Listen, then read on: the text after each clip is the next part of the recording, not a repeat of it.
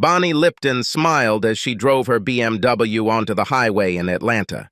She knew that she would arrive home a couple of hours later than planned, but she would simply chalk it up to the famous Atlanta traffic jams.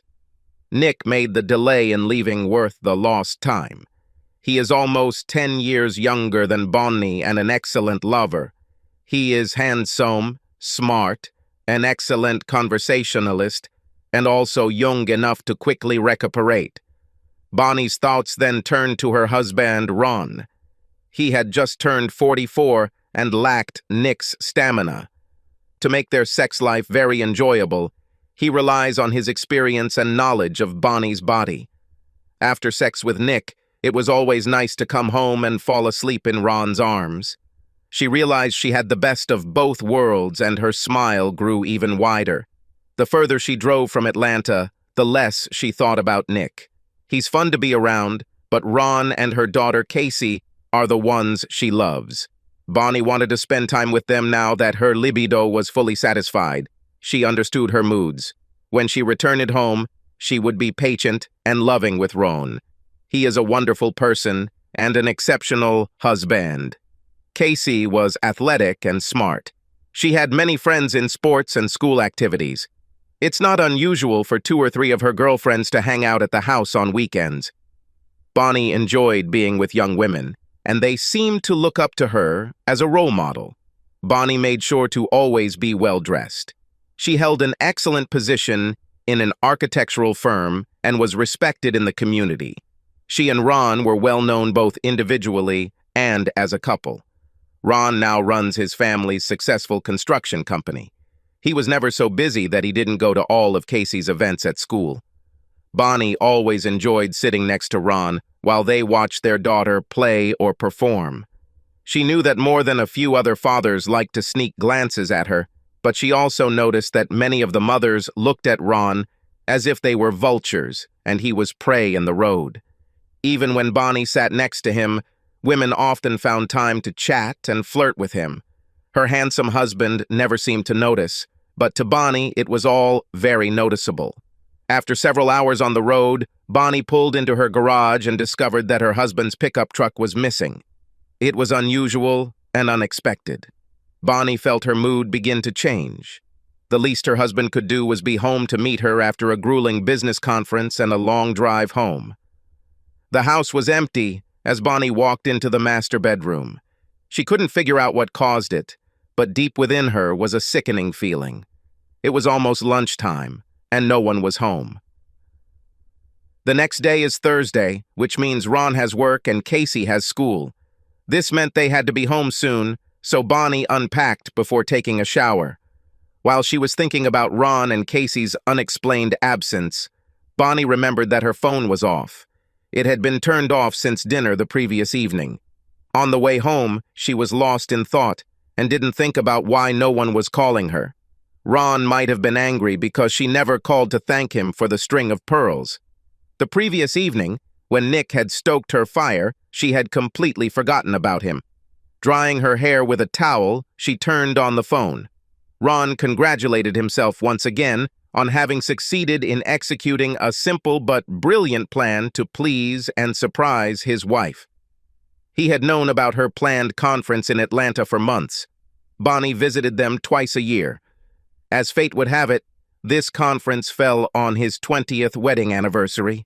A few weeks earlier, Ron had been approached about building a large vacation home for a family in Atlanta. Once the business portion of the meeting was completed, and Ron felt comfortable with the client, Boyd Drake, he expressed an idea that had only recently formed in his head. Boyd, on the 10th of next month, our anniversary, my wife will be attending a conference in downtown Atlanta. I would like to surprise her and her colleague with a nice dinner at a nice restaurant somewhere near her hotel. To top it off, I bought a pearl necklace that I would like to present to her at the table when she eats dinner. My daughter should organize this for you, Boyd said. She's in college now and knows all the good places in the city. She could see to it that the necklace ends up in your wife's hands. It sounds like you're planning on being lucky when your wife comes home. Why don't you just go to Atlanta with her and deliver it yourself? I've proposed in the past, but Bonnie insists she's too busy to spend time with me. She will have a late dinner and return to the hotel as soon as possible to rest the next day. I have obligations here, and to travel this far only to be ignored seems a little stupid, Ron reasoned. I have another idea, Ron added. Suppose I buy your daughter and her friend dinner if she agrees to sit at the table next to Bonnie and send me a live video on Facebook? I'd love to see Bonnie's surprised look when she opens the necklace box. I'll give you my daughter's number and you can call or text her and arrange everything, Boyd replied. I'm sure she'll be happy to help get this done. Ron had several pizzas delivered to his home for a party he was throwing to celebrate his 20th anniversary. He invited his parents, Bonnie's parents, his brother and sister-in-law, and Bonnie's younger divorced sister. They all expected to see Bonnie in real time when he surprised her with an anniversary gift. Ron's 16-year-old daughter, Casey, was also there with several of her friends. Ron had everything set up so they could watch the video on the big screen TV. Boyd's daughter will sit as close to Bonnie as she can without arousing her suspicions. She will send videos to me via Facebook Live. She paid the waiter to deliver the wrapped gift after Bonnie and her co-worker Sue ordered food. We'll see Bonnie's reaction in real time. This will be the best anniversary ever, considering we are so far apart, Ron explained with a happy smile. I set everything up so that no sound will be transmitted from our side, so feel free to make comments, including what a great idea I had. Who is this guy with his mother? Casey asked as Bonnie came into view, holding hands with a handsome young man. Didn't you say she would be with Sue? I don't know who he is, Ron admitted. He seems to be a pretty close friend. Bonnie's father simply made a harumph sound and frowned at Ron's statement. As the couple took their seats, everyone gathered around Ron's TV could easily hear the conversation. It's very nice that your husband paid for our dinner this evening, the unknown man remarked with a grin. I will do my best to make this anniversary unforgettable, at least for you. It will be even better than your honeymoon. Then you better order a steak, Bonnie replied with a grin. You will need strength. My honeymoon was epic. Is it true? The man asked. Did you have a lover then, or did your husband actually manage to ring the chimes? Ron did a great job, thanks for asking, Bonnie replied. You're the only lover I've had in the last 20 years, not counting Ron, of course. Luckily for me, he started to slow down, the man replied with a grin. The good news is this, you'll have a much better 20th anniversary tonight than most women. I'll take care of it. Maybe we've seen enough, Sister Bonnie suggested nervously. This is not entirely fair. Bonnie has no idea what we're watching or listening to. Why don't you turn it off, Ron? We don't want to miss Bonnie's reaction when she receives her necklace, do we? Asked a determined but very red-faced Ron. Let's watch this train wreck for a little while longer. While the couple was ordering, everyone heard Bonnie call her companion Nick. As the waiter left with the menu, another waiter appeared with a nicely wrapped package. Look! Ron must have delivered me a wedding anniversary gift, Bonnie exclaimed in delight, tearing open the packaging. Isn't she beautiful? Bonnie asked, looking at the string of pearls. Could you fasten it on me? Certainly. Just lean towards me, Nick said, carefully fastening the necklace. Having completed his task, he quickly ran his hands over Bonnie's chest. Your husband is so romantic. You're lucky to have such a handsome man, remarked an elderly woman sitting at the next table. True on both counts, Nick agreed with a smile. She has a romantic husband and a handsome boyfriend. Bonnie glared at Nick, but the older woman simply laughed at his comment. I gave you a pearl necklace last night, which I think looks much better on you than this, Nick joked, leaning down and kissing Bonnie on the lips. That's the difference between a husband and a lover, Bonnie said with a sexy grin. Husbands give us jewelry and lovers give us climaxes. Sorry, but I can't do it anymore, the beautiful red-haired girl who must have been Boyd's daughter whispered as she turned her phone. I should have stopped earlier, but I was so stunned that I went into shock. I'm so sorry it turned out this way. I will definitely erase everything from my phone. I have to go. The TV turned off and everyone sat in stunned silence. One of Casey's friends was the first to speak. It's already late. We'd better leave. See you tomorrow at school. If I even go, Casey replied with tears in her eyes. Dad, is it okay if I go home to my friends? I feel like I need to be with them now. Of course, honey. I understand. We'll talk tomorrow. Drive carefully, girls.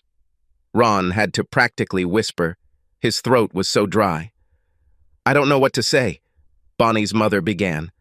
I think we got the wrong impression about what was happening. Bonnie loves you, Ron, and is ready to give her life for Casey. Don't do anything rash. Ron's other guests mostly repeated these words as they quietly discussed the situation. After a few more minutes of calm discussion, Ron made his decision. I have something to think about. Everything. Please find a way out yourself and give me some time to be alone and think about my options. When everyone had left, Ron took out his suitcase and began to pack his things. Bonnie was surprised by the number of messages she'd received and calls she'd missed since she'd turned off her phone the previous evening. As she looked through the messages, her heart sank. Her sister and mother demanded to know who Nick was and why she was so friendly with him. They insisted that she had broken Ron's heart, and Casey was also very upset. Her mother and sister sent her at least a dozen messages each. Bonnie checked her messages to see if she had anything from Ron and found that she didn't. How did her family find out about Nick, and how much do they really know?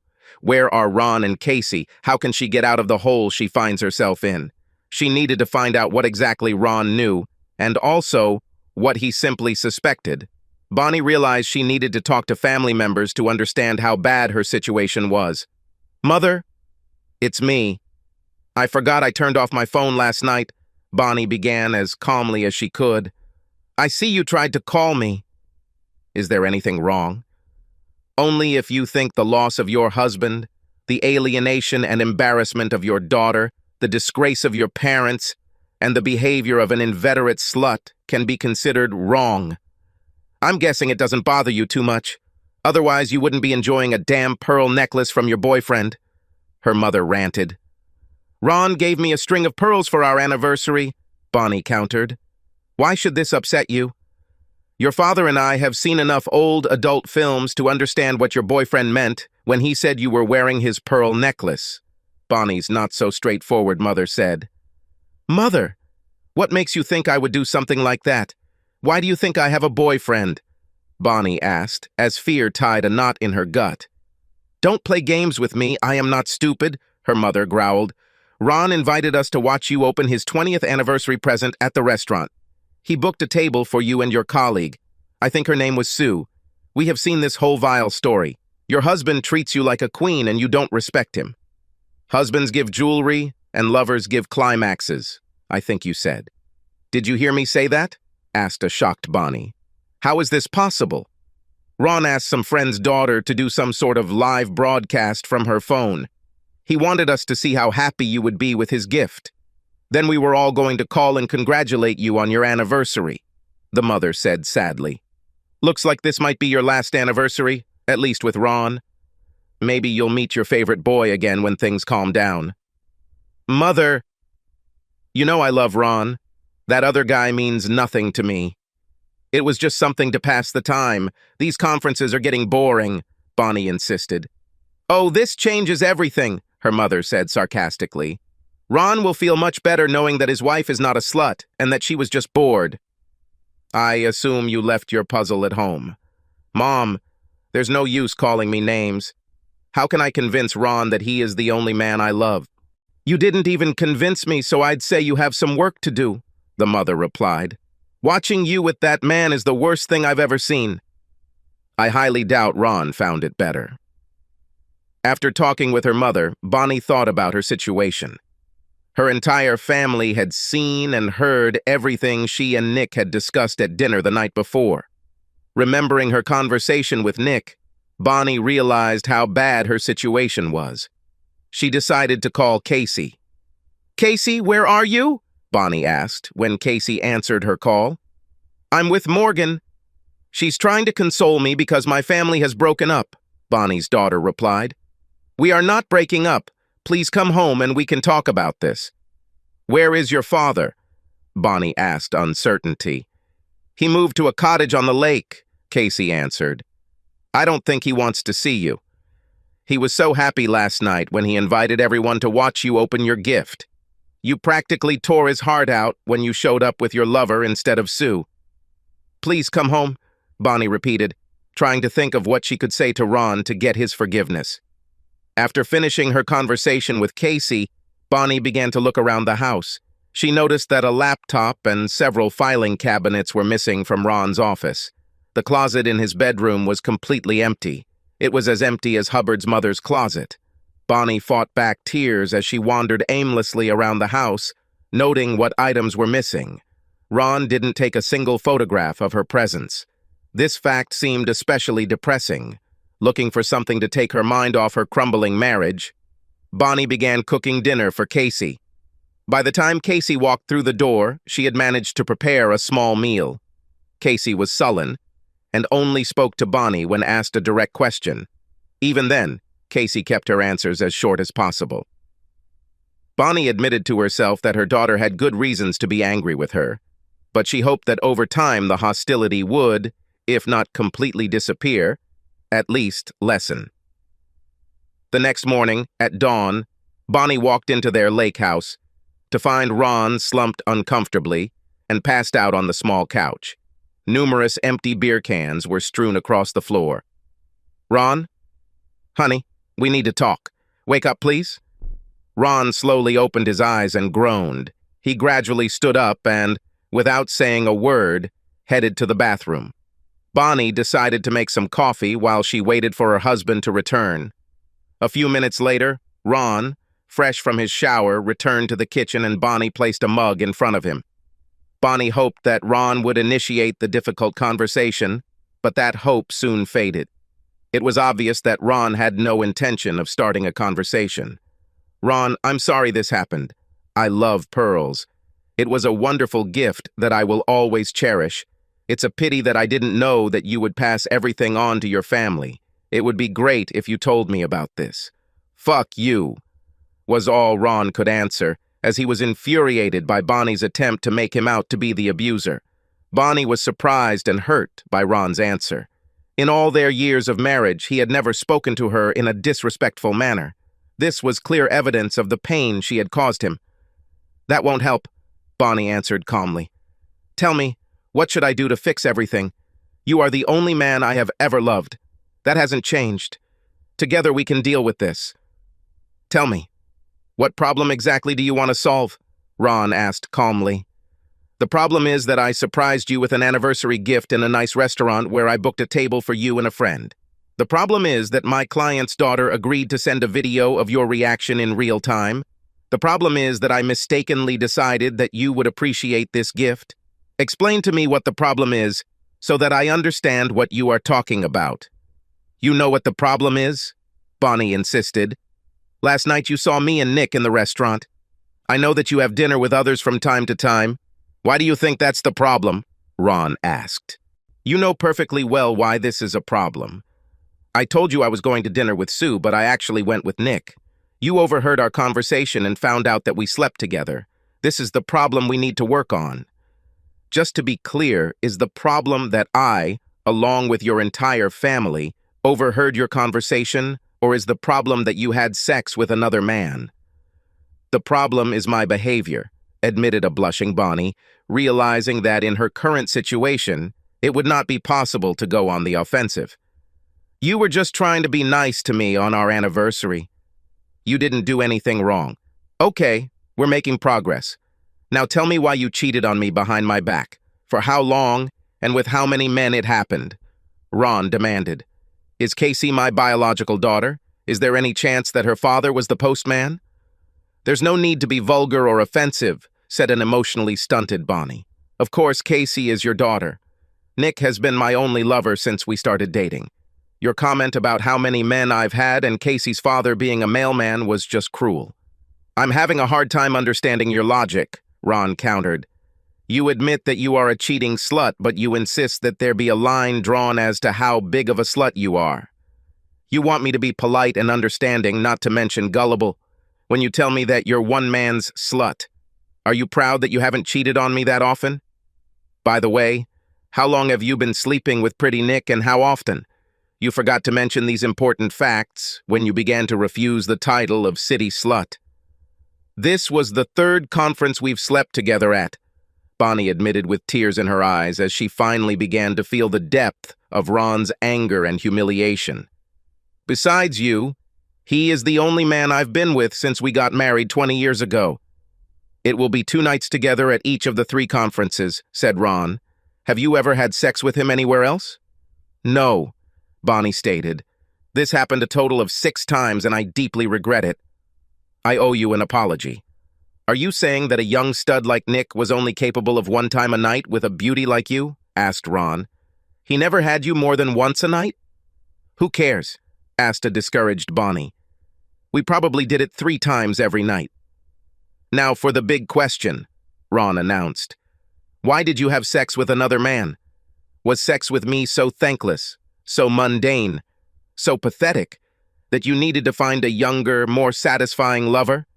Of course not. I was bored, and he pursued me tirelessly. I turned out to be weak.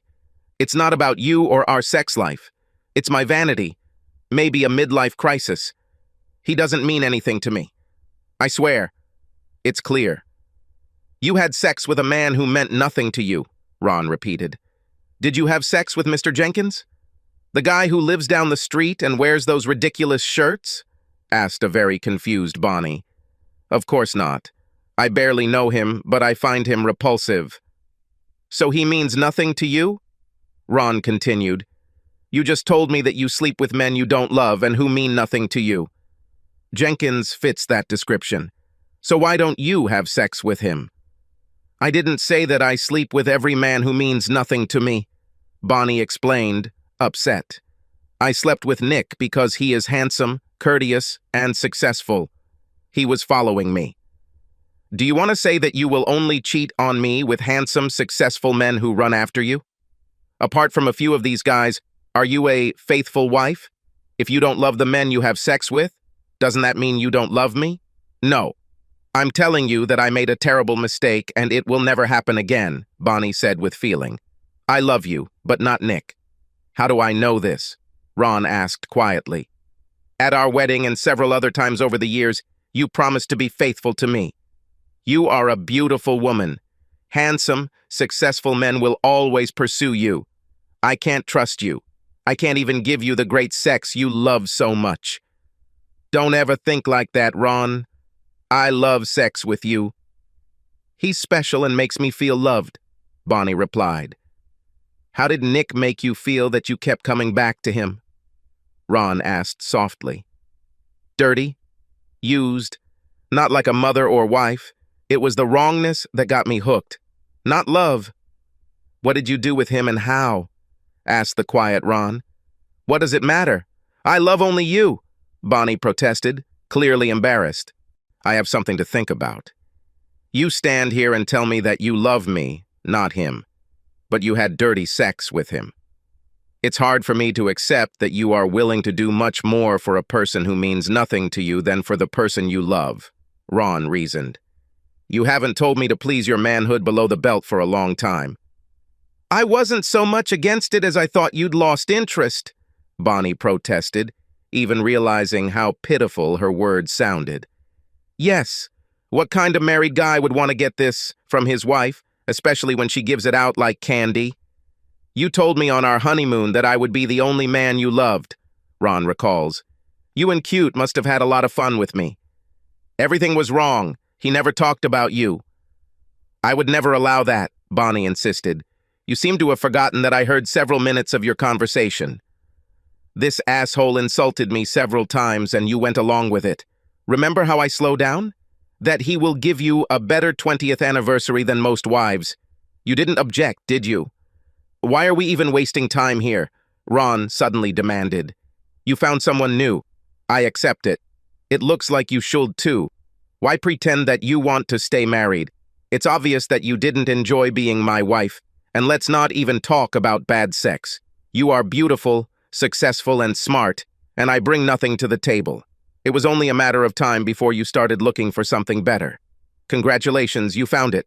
Don't let the door hit you in the ass on the way out. Ron, We can't let this discussion end this badly. We have to discuss everything and find a way back, Bonnie tearfully begged. You can ask your lawyer to talk to my lawyer. It's over between us, Bonnie. I'm going to divorce you. You left me no choice. That day, Bonnie went to work, but was found in the break room by an angry Sue. Why did Ron ask me about going with you to Atlanta for a conference? You know very well that I stopped writing them after you decided to spend your nights with Romeo from the Chicago office. I don't want you to use me as a cover for your infidelity. Did Ron call you? And what did you tell him? Bonnie asked dejectedly. The truth. I didn't go to the last two conferences. I was under the impression that you told him that we were going to share a room and spend time at the conference together, Sue complained. I don't like being used like that. That won't be a problem anymore. Ron learned everything on this trip.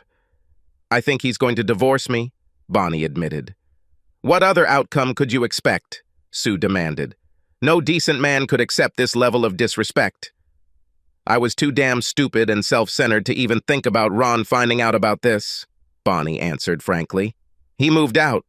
Don't you think you made a choice when you slept with that nasty bastard from Chicago? Sue asked a little softer. I'm sorry you lost Ron, but I warned you that this would happen if you continued like this. It wasn't me who told him, if that's what you're thinking. I know, Sue. I owe you an apology. I abused your friendship. I'm sorry I didn't listen to you. I don't deserve a man like Ron. After finding out that Bonnie was cheating on him, Ron took the day off from work. He was determined to move all his belongings to the lake house before Bonnie returned home. He didn't want to listen to her reasons and excuses for cheating. He hated the thought of life without Bonnie, but he knew he could never forgive her callous disregard for his feelings, nor her ambivalence about loyalty and respect. Her unexpected visit the next morning simply revealed a huge emotional chasm dividing them. She didn't say anything that could help him forgive her betrayal. He made an appointment with a lawyer for the next day. The next day, he was preparing to leave the office for a meeting with a divorce lawyer when he received a new email. It was from Bonnie. He wondered if he should read it or just delete it. After internal discussion, he opened the letter. In her typical fashion, Bonnie tackled the problem head-on. He felt nothing but despair when he read her message. Ron, I know I really screwed up this time. I was so stupid that I thought you would never know and my actions would never hurt you. I was wrong. Lying and cheating destroy marriages, even if one partner doesn't know it's happening. You deserve so much more. I have never wanted anything in my life as much as I want you to forgive me, but I will not challenge any of your actions regarding our marriage. I have lost my right to participate in your decisions. I love you and wish you all the best. You are a wonderful man, husband, and father. This is all entirely on my conscience. I accept this truth, although I feel bad that I did this to us. You may not believe it, but I love you and always will. Bonnie. Ron fought back tears as he read Bonnie's confession and her plea for forgiveness. It was like her to accept blame for her actions when she had time to think about the situation. She was a strong woman requiring the best from both others and yourself. He felt empty and saw no reason to answer the letter. He had nothing more to say. After that morning, when Bonnie arrived at Ron's lake house, her only source of information about Ron was Casey. On Friday afternoon, Casey called Bonnie to say she was going to her dad's cabin for the weekend. Ron will bring her home on Sunday evening. Bonnie realized that this was how her life would continue. She spent a miserable weekend thinking about how much she had screwed up her life. She had no idea how to correct her mistake, or even if it was possible to correct it. Has she completely ruined her once happy marriage? Returning home on Sunday evening, Casey looked rather gloomy. Dad decided to divorce you. He cannot live with someone who has lost all respect for him. I saw him cry several times this weekend. I've never seen this before in my entire life. Do you have any idea how much you offended him? Your boyfriend is probably a lot better than your dad. He's not my boyfriend and he's no match for your father, Bonnie replied, shocked. It was a huge mistake, and I deeply regret it. Your father is the best man I have ever known. Forgive both Dad and me for being skeptical, Casey replied. This isn't the first time you've slept with this bastard, right? You've been deceiving us for years, haven't you? Bonnie realized it was time to stop lying to her family. I slept with him at 2 conferences before this last one. It was wrong, and I apologize. Was it wrong? That's putting it mildly, don't you think, Mom? Casey objected angrily. You betrayed your father in the worst possible way. Didn't you vow to be faithful when you married him? Did you cross your fingers at that moment that it wouldn't count? I know you're upset with me, but not as much as I am. Your father is a wonderful man and a great father. You know it. What I did doesn't mean I think less of him. I acted very stupidly, Bonnie admitted sadly. As you say, Casey stated and went to her room. Jan with Bonnie returned to normal. She and Casey barely spoke to each other. Her life raft was her job. Everything there remained normal, except for Sue's cold attitude towards her. She went to Casey's school events, but usually sat alone unless her mom came with her. This was the only time she saw Ron. He always sat as far away from her as possible, and the other parents quickly noticed this. It soon became known that they were getting a divorce. Bonnie periodically heard fathers, both single and married, make lewd remarks and suggestions. It was quite obvious that the rumor of Bonnie's infidelity had spread throughout the community. Ron threw himself into his business. This was the silver lining of the whole fiasco. The irony was that Bonnie would get half the business. His lawyer suggested several tactics that could reduce Bonnie's share of the business, but Ron refused to listen. Bonnie worked next to me and even gave part of her salary to keep us afloat when we first took over the family business, Ron insisted. If it weren't for her, we would have nothing to share. I'm not going to deny the facts. Bonnie was very surprised when her lawyer explained to her how Ron was giving her half of his ownership of the business. A few years earlier, when Ron was going through a cash flow crisis, the company was bought by Ron's best friend, Dan. Dan was a silent partner who owned 1/3 of the company. Having ceded half of their property to Bonnie, Ron found himself in a vulnerable position. He owned and controlled only 1/3 of the business. Tell Ron this is too much, Bonnie insisted to her lawyer. He was the one who devoted all his time and energy to the business. If he insists on giving me a share, tell him that I agree to 1/10 of what we own. He will maintain control without possible disputes. Ron was nothing if not stubborn. When the snow melted the following spring, Bonnie became a single woman again and the 3rd owner of Lipton Enterprises. She couldn't even convince Ron to talk to her on the phone. He completely cut her out of his life. Casey told Bonnie that she wanted to spend the summer between her junior and senior years of high school at a lake house with her father. Bonnie knew this was another attempt by Casey to punish her, but she accepted that she had earned her daughter's scorn. Ron, for his part, was delighted. He developed plans to almost double the size of the cabin. Owning a construction company, he easily completed the construction by the end of July. It was now a 3-bedroom lake house. Each bedroom had its own bathroom and a good view of the lake. It was a completely modernized and comfortable house. The first weekend in August, Ron hosted an open house for his friends and neighbors at the lake. All of Casey's friends were invited. One of them brought with her an older cousin, whom Ron couldn't help but notice. She had a striking blonde look that was complemented very well by a rather modest 2-piece swimsuit. During the day, Ron noticed that this girl was near him most of the time. She laughed at his jokes and flirted with him every chance she got. "Well, Dad, are you trying to get into a little bikini, Patty?" Casey asked one day when they were alone in the kitchen. "Of course not," Ron protested. "She can't be older than 25 and I haven't decided to start dating yet." "She's 27 and seems very interested in you," Casey replied with a knowing smile. "She asks how long you've been single, how old you are, what you do for a living, everything women want to know about potential husbands." "I just met her today," Ron replied. "Don't even think about mentioning the word marriage to me. I tried once and that was enough.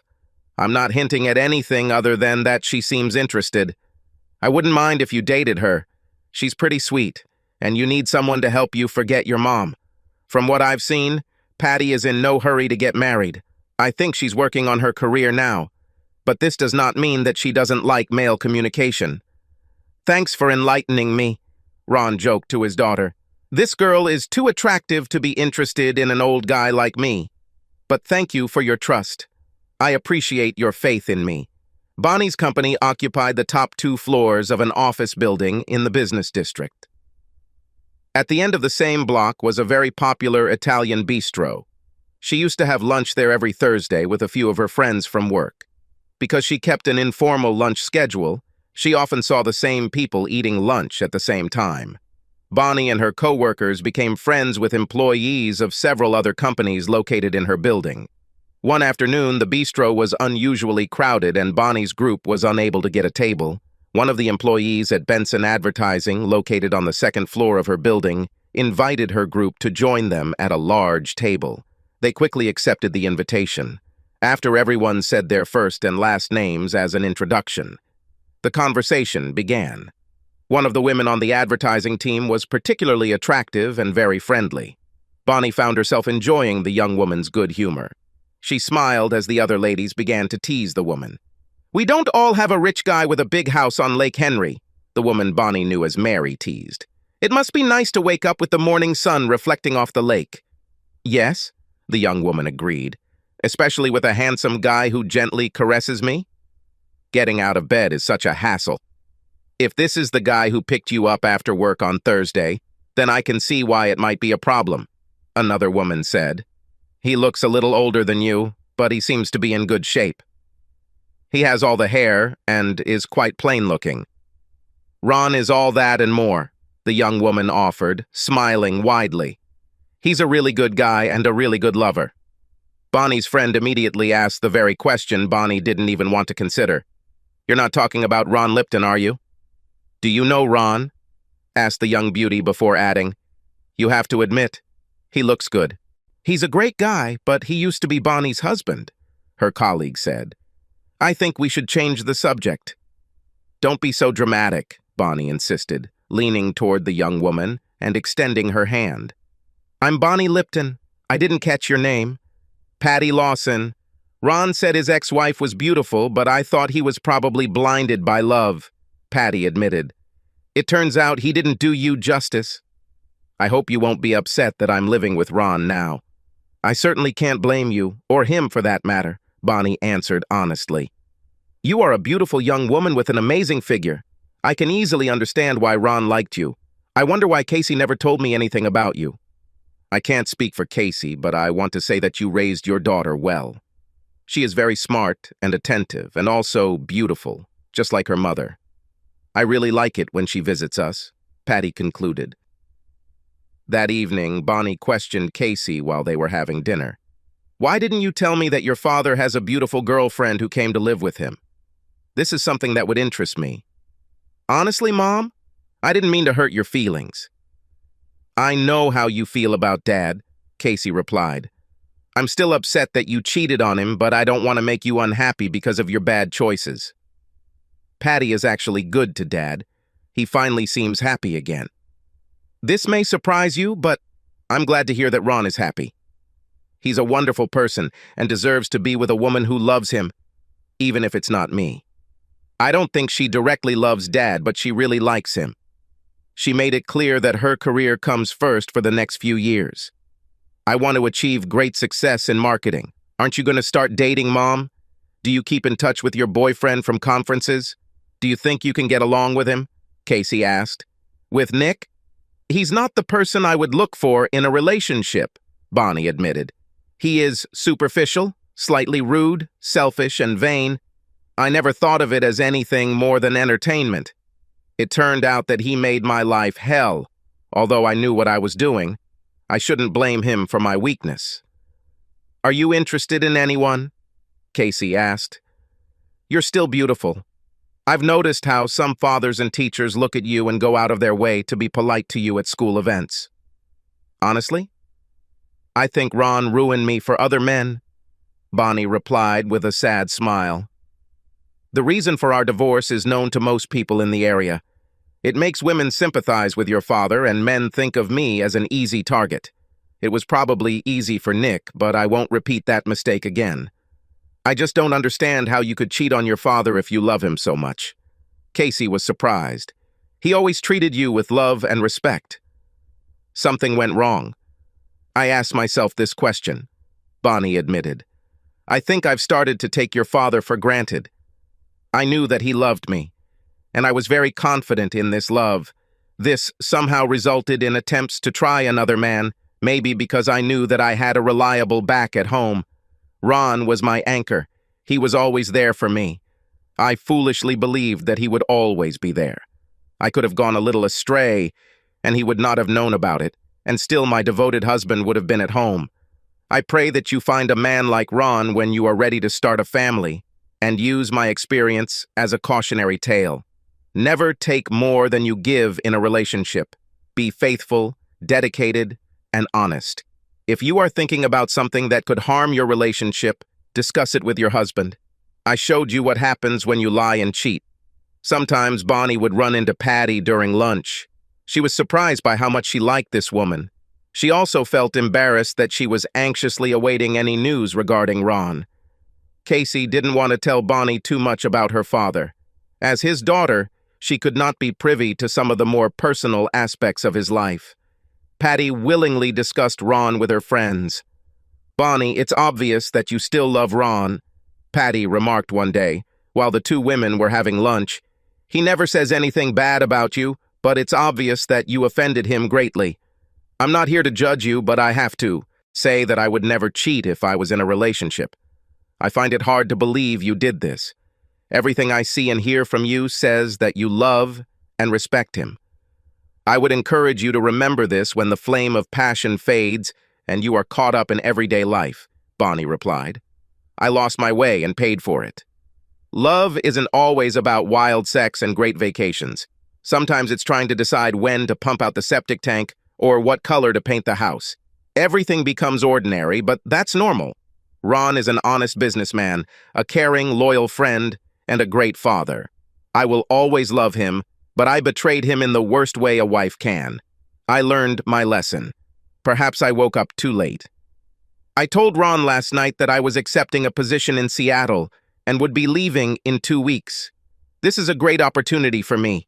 I told him from the beginning that I put my career first, but I see that my news upset him, Patty said. I'm telling you this so you know what he's going through and maybe help him if he gets depressed. He's a really great guy. He's just not my forever boyfriend.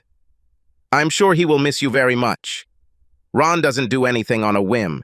If he invited you to live with him, it means he has a very high opinion of you as a person, in addition to your beauty. At the same time, he is a strong person. I tested his strength, but he survived. He's really improved. Bonnie started with a small smile. He'll miss you, but he's a great catch, and I doubt his bed will be empty for very long. Yes, that's why I give you the information first, Patty replied with a smile of her own. What you do with it depends only on you. Only a week had passed when Ron's best friend and secret partner, Dan, asked Bonnie to meet him for lunch at the bistro. The room was crowded, but they found a small table to the side. After the usual greetings and formalities, Dan explained the reason for his request for a meeting. You know that piece of land that Ron bought on Route 21 near the river? I have a buyer willing to pay almost $2 million for it. Ron bought it for next to nothing. The profit will be huge. Your third will be more than $500,000. Ron said that this land can be bought, and someday it will be very expensive. Is he going to sell it? Bonnie asked, wondering how she was participating in the discussion. That's the problem, Dan replied. He says he thinks the company will get more benefit if they offer it for a long-term lease. He would like the contract to stipulate that his company will build what the tenant needs for his business. That sounds like Ron, Bonnie admitted with a smile, thinking about how businesslike and smart he was. I'm sure he's done the math, and his plan will be more profitable in the long run. What is the problem? I think we need to make a quick profit by selling the land. Planning 10 to 15 years ahead is great, but I'd like to get the money now. You own a third of the company, I own a third. Together we could insist that Ron accept the offer and then pay us our share of the profits. Ron won't get hurt. Hell, he'll get $500,000 in cash to calm any ruffled feathers. Bonnie felt her anger rising as she listened to Dan make his proposal. Are you asking me to betray Ron's trust? You think money means more to me than Ron's ruffled feathers, as you call it? Let me tell you something. Ron would take this as a complete and utter betrayal by his wife and best friend. This is the worst thing you could do for him. Worse than his wife having sex with some young guy at a conference? Teased Dan. You're his ex-wife for a reason. You've already betrayed him. He divorced your cheating ass. This is a chance to get a little revenge and at the same time get a good amount of money, Dan reasoned. This shit about a faithful wife won't fly. We both know that description doesn't suit you. I betrayed Ron and I admit it, Bonnie replied in suppressed rage. I was stupid and selfish, but I never wanted to hurt him. He's better than both of us and deserves much better business partners than both of us will ever be. That's why I will never betray him again. I'd rather lose my last penny than hurt Ron like that. I proved that I was a lousy wife, and you just proved that you are a bad friend and partner. Ron will control my share of the company as long as I breathe. In fact, I'll be making a new will to make sure Ron gets my share after I die. You should know better than to doubt his business skills. Bonnie started angrily, standing up and placing a bill on the table to cover her half-eaten lunch. Then she looked into Dan's eyes. Please don't try to steal this too. Almost a month later, Bonnie opened the door and saw Ron standing on the porch. She was very surprised.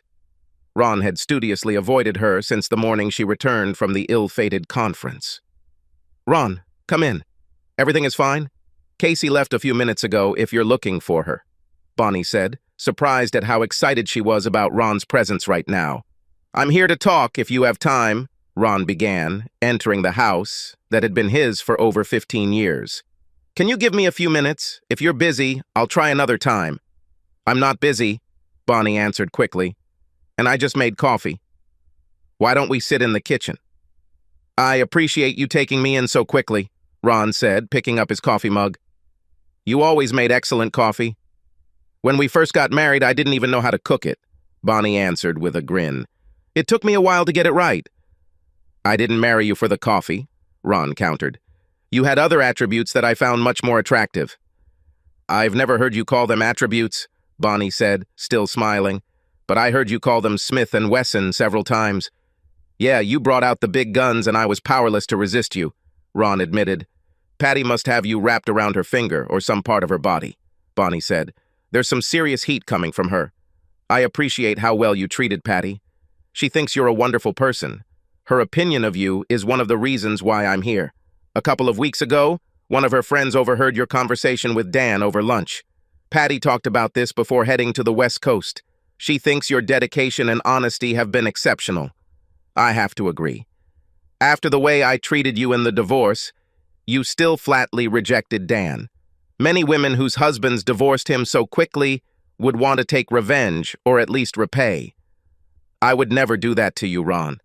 I know how hard you work on your projects and how much they mean to you.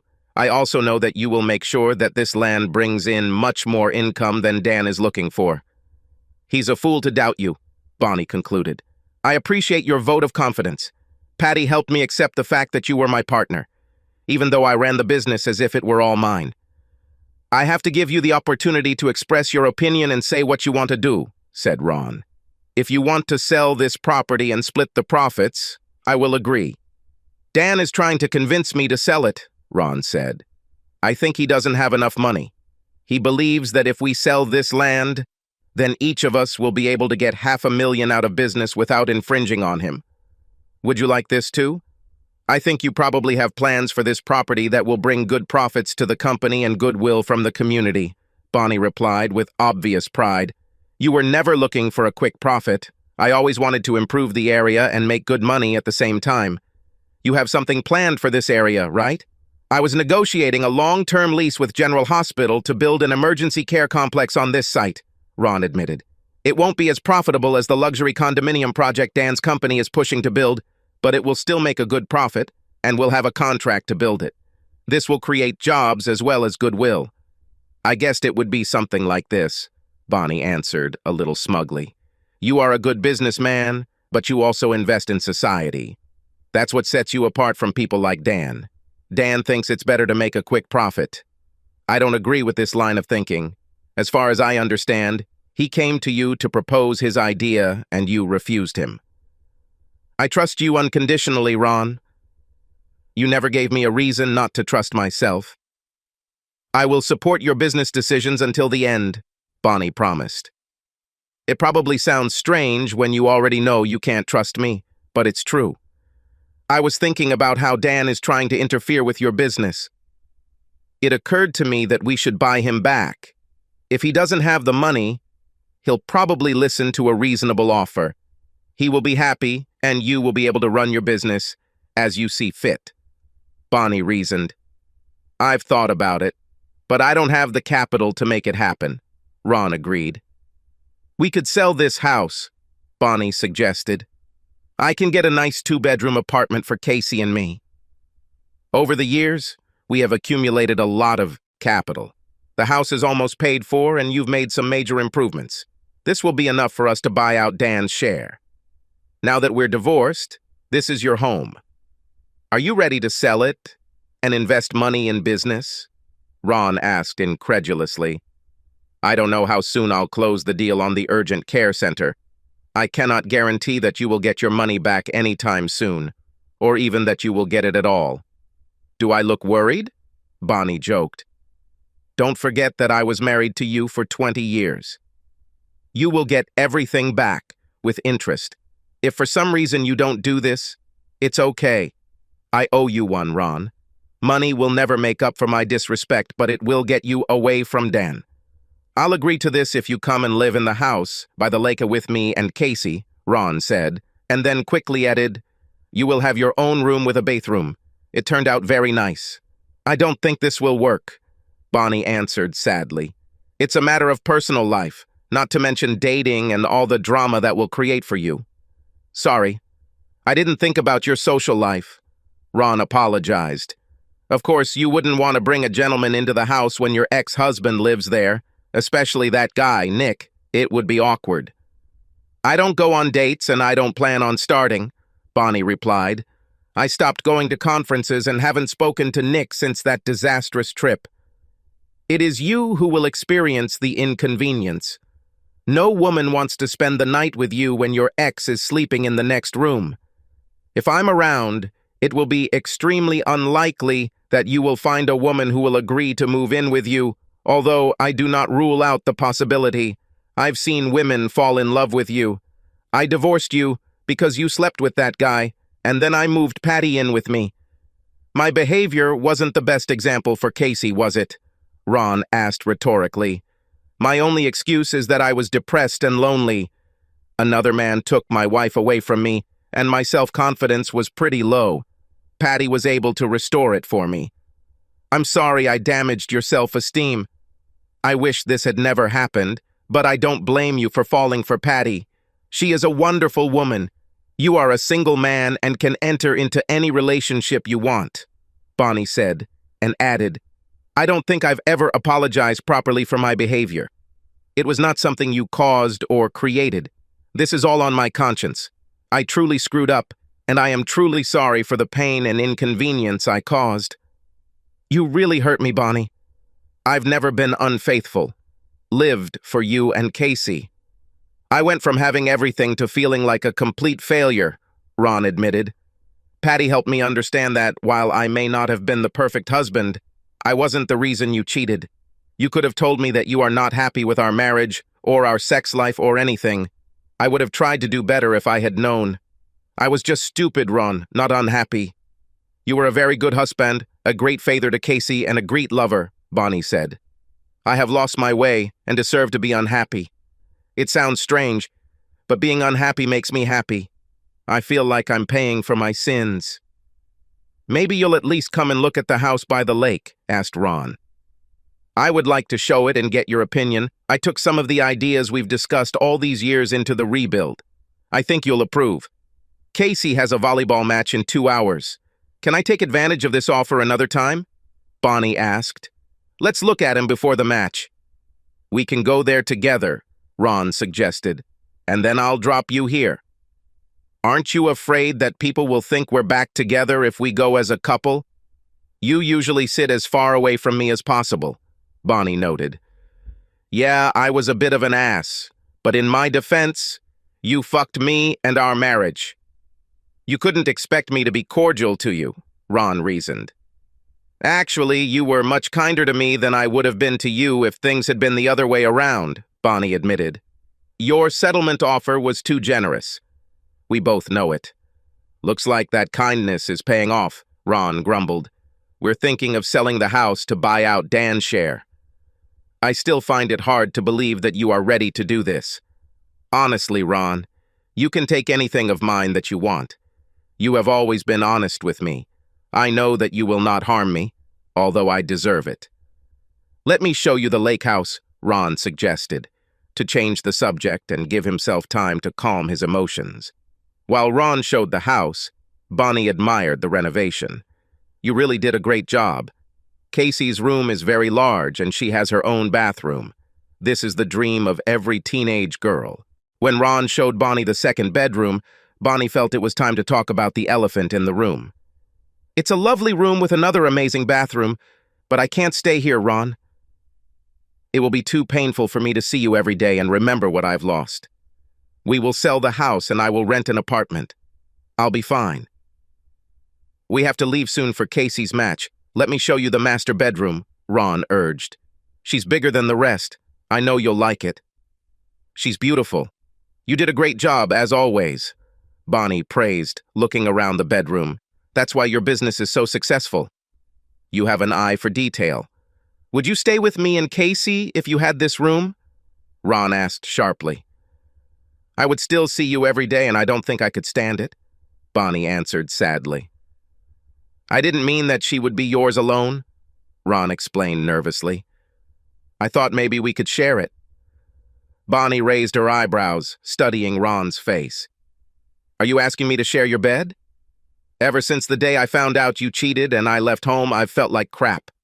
I miss you so much that sometimes it hurts. You screwed up big time, but I slept with Patty for months. This softened your betrayal a little, but did not get rid of it. I wonder if we can get over all this crap and try to be together again. I don't want to be your prey, Bonnie answered firmly. If you want to punish me even more, I won't do it. If I move in with you, I will be completely faithful and expect the same from you. No more young beauties in your bed. It will be just me there, or I will be gone in an instant. I have worked hard to regain my self-respect, and I intend to maintain it. I love you, Ron, but you have to be completely on board, or I'm leaving. No one was more surprised than Casey when her parents walked into the gym arm in arm. She hurried to them to talk to them without anyone hearing. Mother?